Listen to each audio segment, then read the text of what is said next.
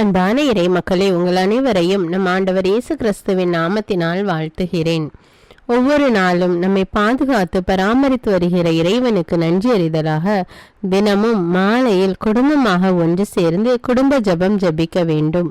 அவ்வாறு குடும்பமாக நாம் ஜெபிக்கும் போது ஆண்டவர் நம்மையும் நம்முடைய குடும்பத்தையும் இன்னும் அதிகமாக ஆசீர்வதிக்கிறார். இதுவரை நீங்கள் குடும்பமாக ஒன்று கூடி ஜெபிக்கவில்லை என்றால் இன்று முதல் குடும்ப ஜெபம் ஜெபித்து இறையாசீர் பெறுங்கள். தந்தை, மகன், தூய ஆவியாரின் பெயராலே ஆமீன். திருச்சிலுவை அடையாளத்தினாலே எங்கள் தீயவர்களிடமிருந்து எங்களை மீட்டருளும். எங்கள் இறைவா, தந்தை, மகன், தூய ஆவியாரின் பெயராலே ஆமீன். இறைவா, எனக்கு உதவியாக வாரும். ஆண்டவரே, எனக்கு உதவி செய்ய விரைந்தருளும். தந்தைக்கும் மகனுக்கும் தூய ஆவிக்கும் மாட்சிமை உண்டாவதாக. தொடக்கத்தில் இருந்தது போல் இப்பொழுதும் எப்பொழுதும் என்றென்றும் இருப்பதாக ஆமேன். திருப்பாடல்கள் 103. நெஞ்சே, நீ ஆண்டவரை வாழ்த்துவாயாக. என் அகத்துள்ளதெல்லாம் அவரது திருப்பெயரை வாழ்த்துவதாக. என் ஆன்மாவே ஆண்டவரை வாழ்த்துவாயாக. என் ஆன்மாவே ஆண்டவரை வாழ்த்துவாயாக. அவர் செய்த நன்மைகளையெல்லாம் மறவாதே. என் ஆன்மாவே ஆண்டவரை வாழ்த்துவாயாக.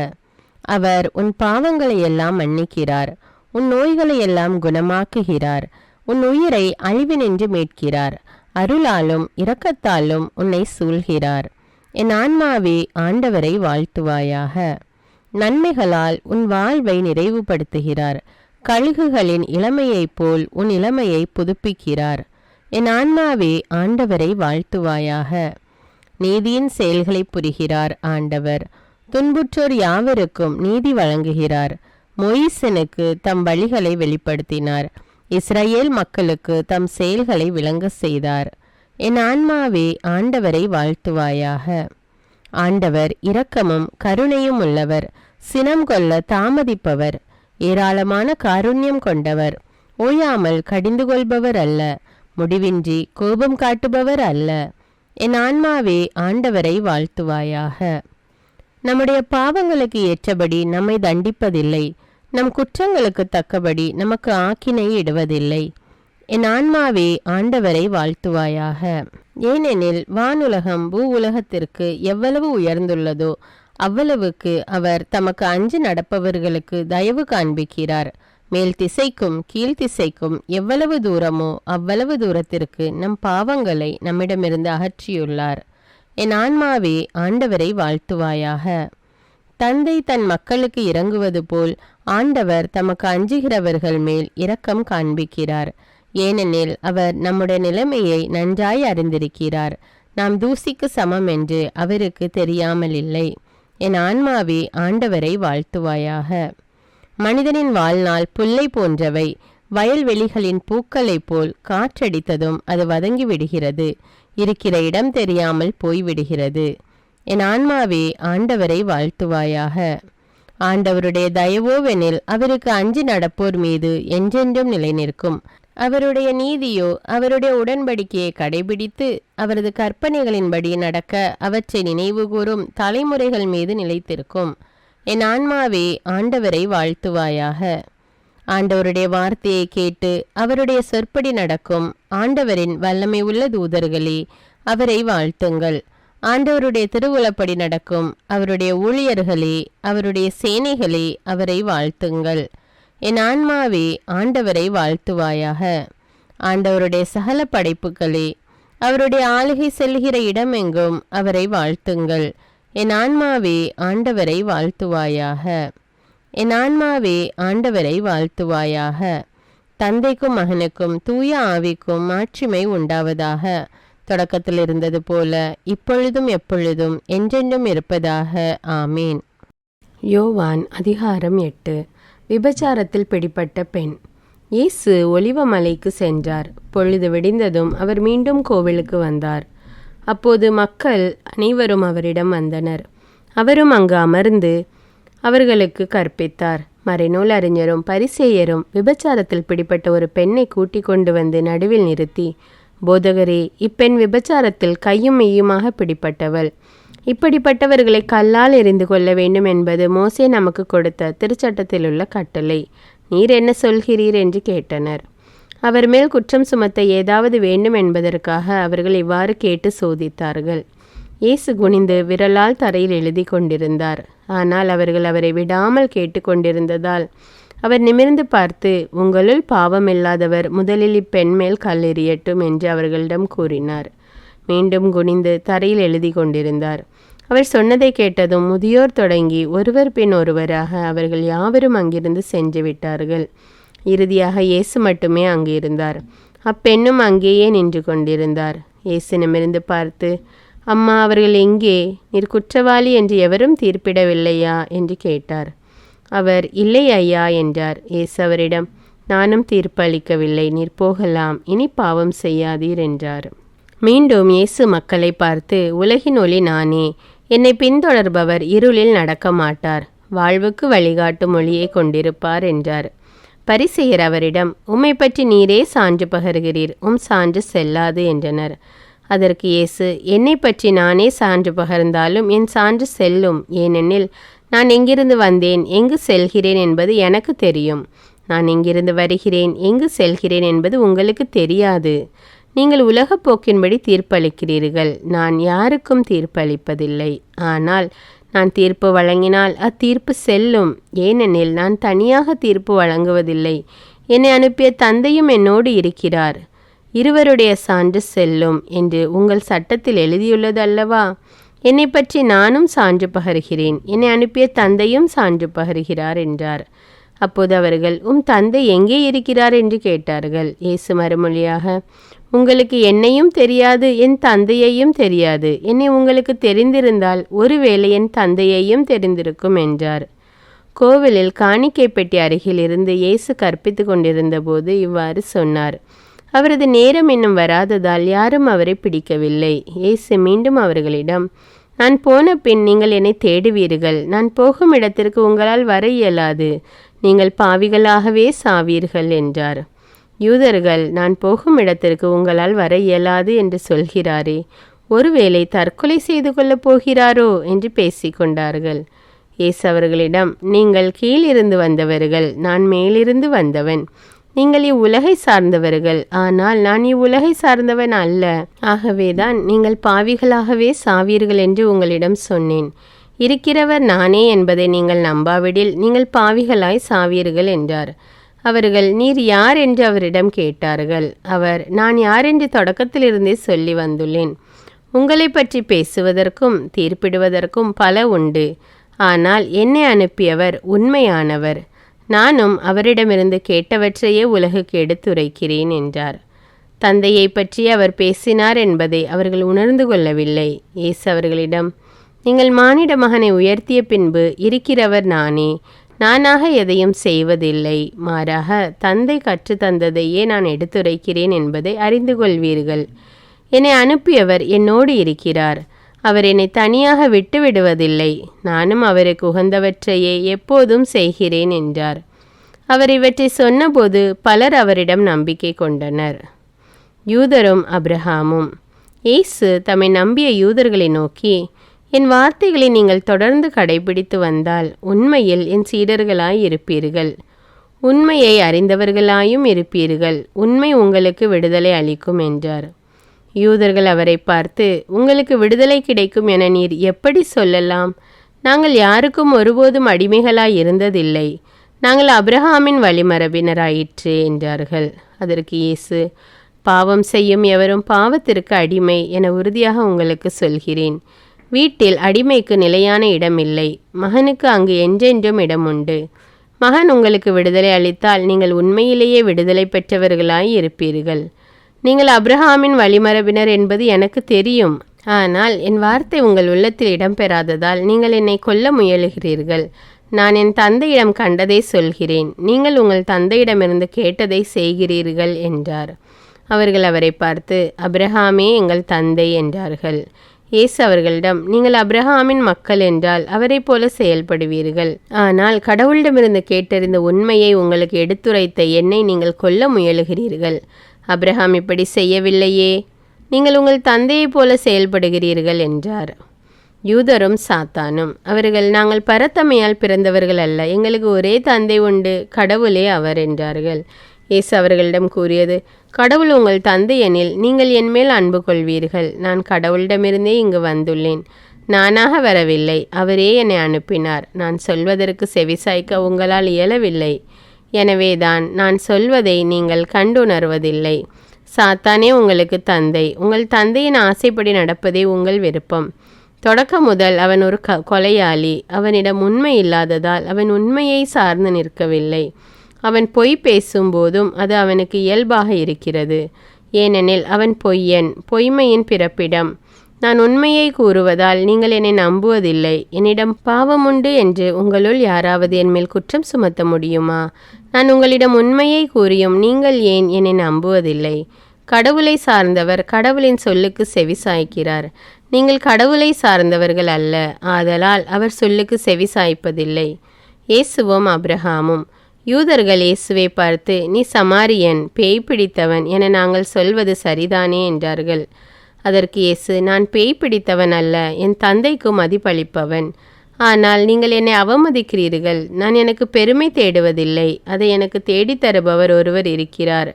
அவரே தீர்ப்பளிப்பவர். என் வார்த்தையை கடைபிடிப்போர் என்றுமே சாக மாட்டார்கள் என உறுதியாக உங்களுக்கு சொல்கிறேன் என்றார். யூதர்கள் அவரிடம், நீ பேய் பிடித்தவன்தான் என்பது இப்போது தெரிந்துவிட்டது. அப்ரஹாம் இறந்தார், இறைவாக்கினர்களும் இறந்தார்கள். ஆனால் என் வார்த்தையை கடைபிடிப்போர் என்றுமே சாக மாட்டார் என்கிறாயே. எங்கள் தந்தை அப்ரஹாமை விட நீ பெரியவனோ? அப்ரஹாம் இறந்தார், இறைவாக்கினரும் இறந்தனர். நீ யாரென்று நினைத்து கொண்டிருக்கிறாய் என்றார்கள். இயேசு மறுமொழியாக, நானே என்னை பெருமைப்படுத்தினால் அது எனக்கு பெருமை இல்லை. என்னை பெருமைப்படுத்துபவர் என் தந்தை. அவரையே நீங்கள் உங்கள் தந்தை என்றும் சொல்கிறீர்கள். ஆனால் அவரை உங்களுக்கு தெரியாது, எனக்கு தெரியும். எனக்கு அவரை தெரியாது என நான் சொன்னால் உங்களைப் போல நானும் பொய்யனாவேன். அவரை எனக்கு தெரியும், அவருடைய வார்த்தையையும் நான் கடைபிடிக்கிறேன். உங்கள் தந்தை அப்ரஹாம் நான் வரும் காலத்தை காண முடியும் என்பதை முன்னிட்டு பேருவகை கொண்டார். அதனை கண்டபோது மகிழ்ச்சியும் கொண்டார் என்றார். யூதர்கள் அவரை நோக்கி, உனக்கு இன்னும் 50 வயது கூட ஆகவில்லை, நீ அப்ரஹாமை கண்டிருக்கிறாயா என்று கேட்டார்கள். இயேசு அவர்களிடம், அப்ரஹாம் பிறப்பதற்கு முன்பே நான் இருக்கிறேன் என உறுதியாக உங்களுக்கு சொல்கிறேன் என்றார். இதை கேட்ட அவர்கள் அவர் மேல் எரிய கற்களை எடுத்தார்கள். ஆனால் இயேசு மறைவாக நழுவி கோவிலிலிருந்து வெளியேறினார்.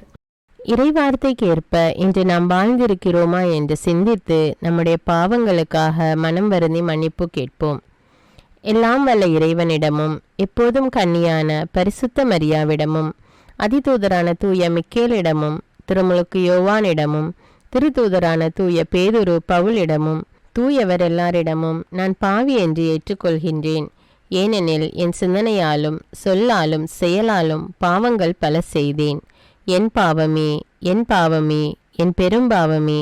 ஆகையால் எப்பொழுதும் கன்னியான தூய மரியாவையும் அதிதூதர் தூய மிக்கேலையும் திருமுழுக்கு யோவானையும் தூயவர் எல்லோரையும் எனக்காக வேண்டிக் கொள்ள மன்றாடுகிறேன்.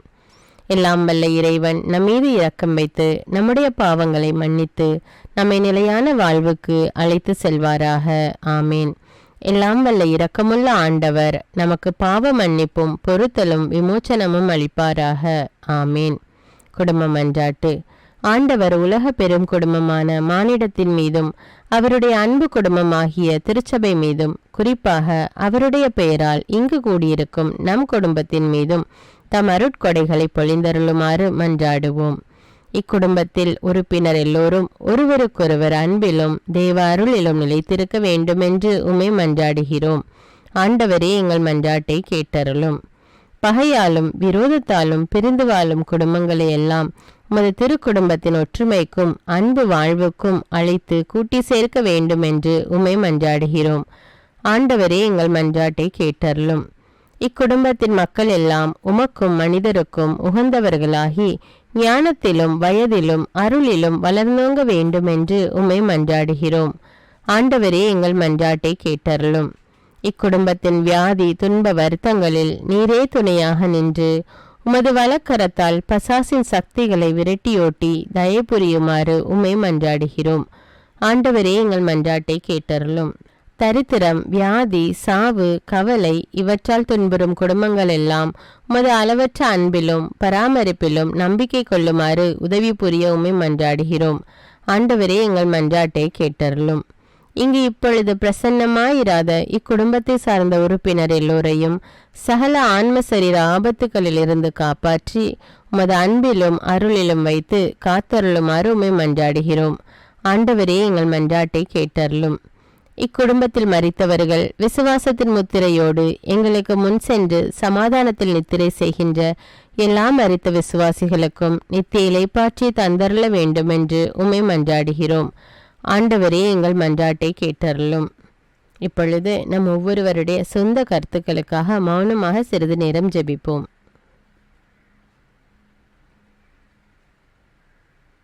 எல்லாம் வல்ல சர்வேஸ்வரா, உமது திருமகன் இயேசு கிறிஸ்து மரியாளுக்கும் சூசையப்பருக்கும் பணிந்து குடும்ப வாழ்வை சொல்லறிய புண்ணியங்களால் அர்ச்சிக்க வேண்டும் என்று திருவுளமானீர். அவருடைய பெயரால் இங்கு கூடியிருக்கும் இக்குடும்பத்தை கண்ணோக்கி பாரும். அத்திரு குடும்பத்தின் முன்மாதிரிகையை இக்குடும்பமும் கண்டு பாவித்து இறுதியில் திரு ஏக சர்வேஸ்வரனாய் வாழும் உமது நித்திய குடும்பத்திற்கு வந்து சேர அருள் புரியும். உம்மோடும் பரிசுத்த ஆவின் ஐக்கியத்தில் சர்வேஸ்வரனாய் என்றென்னும் வாழ்ந்து ஆட்சி செய்கின்ற எங்கள் ஆண்டவரும் உம்முடைய சுதனுமாகிய அதே இயேசு கிறிஸ்துவின் வழியாக உம்மை மன்றாடுகிறோம். ஆமீன். இயேசு வாழ்ந்து இறந்தார் என்பது நற்செய்தி அல்ல. அவர் இறந்து உயிர் தெழுந்து இன்றும் வாழ்கிறார் என்பதே நற்செய்தி.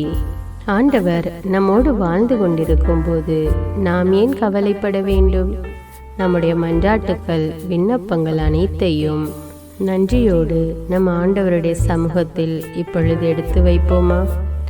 பரலோகத்தில் இருக்கின்ற எங்கள் பிதாவே, விண்ணையும் மண்ணையும் படைத்தவரே, இக்காலத்துக்கும் அரசராயிருக்கின்ற ஒரே கடவுளே, மிகுந்த இரக்கமுடைய இறைவா, படைகளின் ஆண்டவரே, எங்கள் பாவங்களை மன்னிக்கும் தெய்வமே, எங்களுக்கு சமாதானத்தை அருள்பவரே, வெற்றியை கொடுக்கும் தேவனே, எங்களை குணமாக்கும் தந்தையே, எங்களை காண்கிறவரே, வழி நடத்துபவரே, ஆறுதலின் தெய்வமே, தம் ஒரே மகன் மீது நம்பிக்கை கொள்ளும் எவரும் அழியாமல் நிலை வாழ்வு பெறும் பொருட்டு அந்த மகனையே அளிக்கும் அளவுக்கு உலகின் மேல் அன்பு கூர்ந்தவரே, தம்மை நோக்கி மன்றாடும் யாவருக்கும் உண்மையாய் தம்மை நோக்கி மன்றாடும் யாவருக்கும் அருகில் இருக்கும் ஆண்டவரே, உம்மை ஆராதிக்கிறோம்,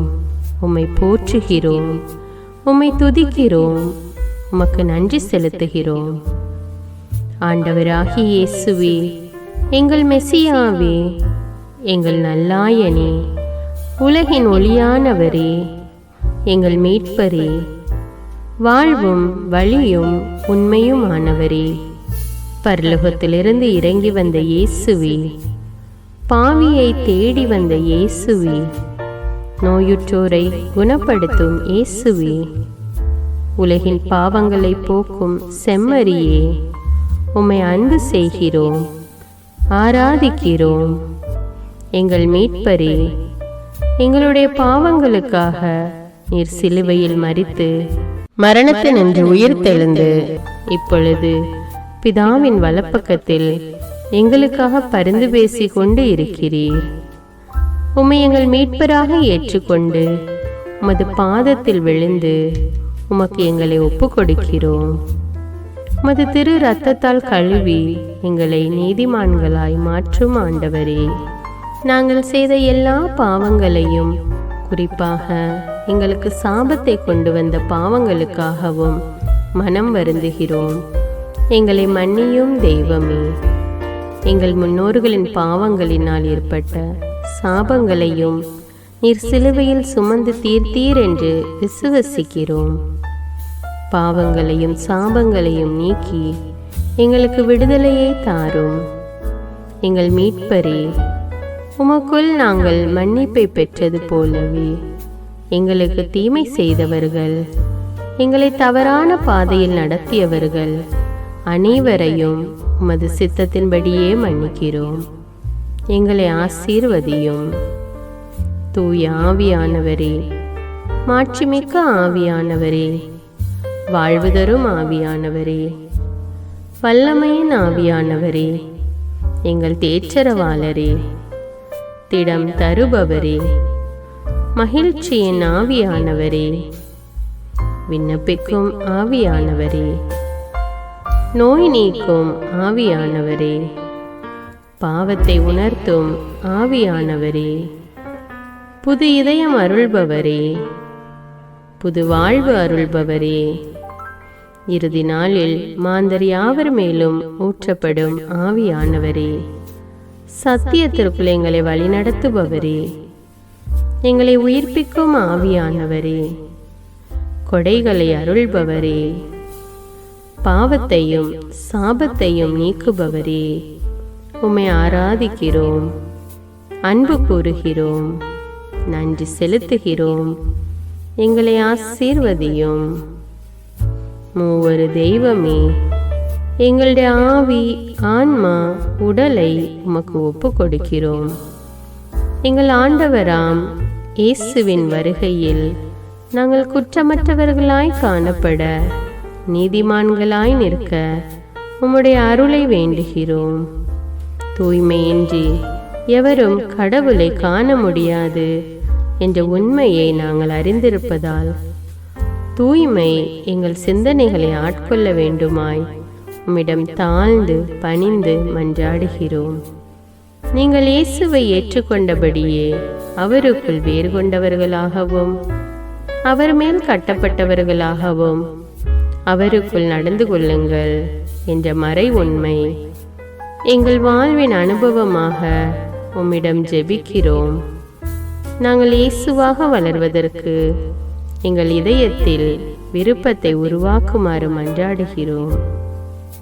உங்கள் பகைவர்களிடம் அன்பு கூறுங்கள், உங்களை சபிக்கிறவர்களை ஆசீர்வதியுங்கள், உங்களை பகைக்கிறவர்களுக்கு நன்மை செய்யுங்கள், உங்களை துன்புறுத்துவோருக்காக இறைவனிடம் வேண்டுங்கள் என்ற உமது திரு வசனங்களின்படி நாங்கள் வாழ்வதே உமது திருவுலமாகையால் உமக்கு கீழ்ப்படிந்து வாழும் அருளை எங்களுக்கு தாரும் சுவாமி.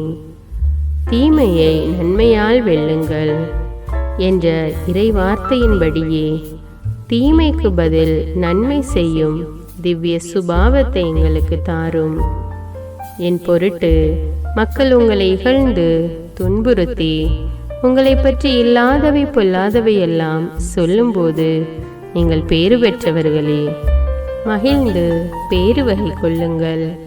ஏனெனில் விண்ணுலகில் உங்களுக்கு கிடைக்கும் கைமாறு மிகுதியாகும் என்ற உமது போதனையின்படியே எங்களுடைய இறை வாழ்வில் மற்றவர்கள் எங்களை புறக்கணிக்கும் போதும் நிந்தைக்குள்ளாக்கும் போதும் தீயதை பேசும் போதும் நாங்கள் அமைதி காத்து உமது பாடுகளை தியானித்து மிக சிறிய பாடுகளும் எங்களை இயேசுவை போல மாற இயேசுவுக்கு சாட்சி பகர உதவும் என்று உணர்ந்து அதுபோன்ற சூழ்நிலைகளில் உமக்கு நன்றி கூறுவதே உயர்வானது என்று நாங்கள் உணர செய்தருளும்.